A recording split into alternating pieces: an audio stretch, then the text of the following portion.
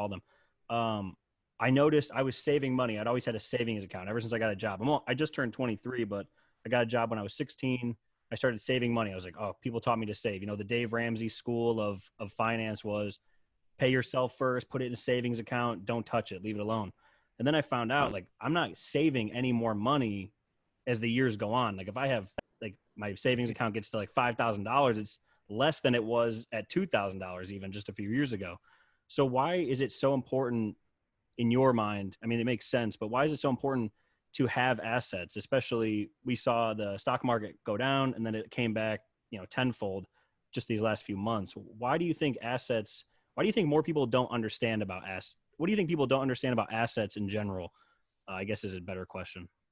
Yeah. So ultimately, like this is the secret that rich people know and poor people don't, right? And I use rich and poor as kind of just very polarizing terminology to describe the top 50% and the bottom 50%. But really it comes down to, you could also separate people into educated and not educated when it comes to finance, right? And so the top 50% are educated in the sense that they understand inflation is going to happen.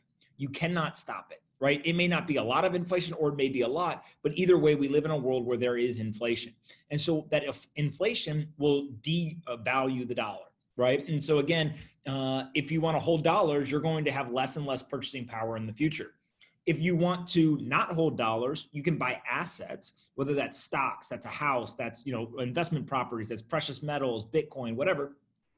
And over time, the dollar is going to get devalued. So it will take more dollars to buy that same asset. Right. So this whole idea of like when you buy a home, it goes up in value, right?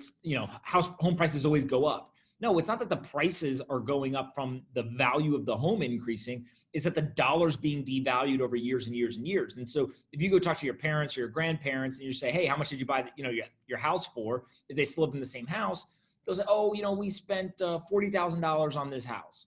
And now you're like, wait a minute, that's $150,000, right? Like, you 3x the value of your home.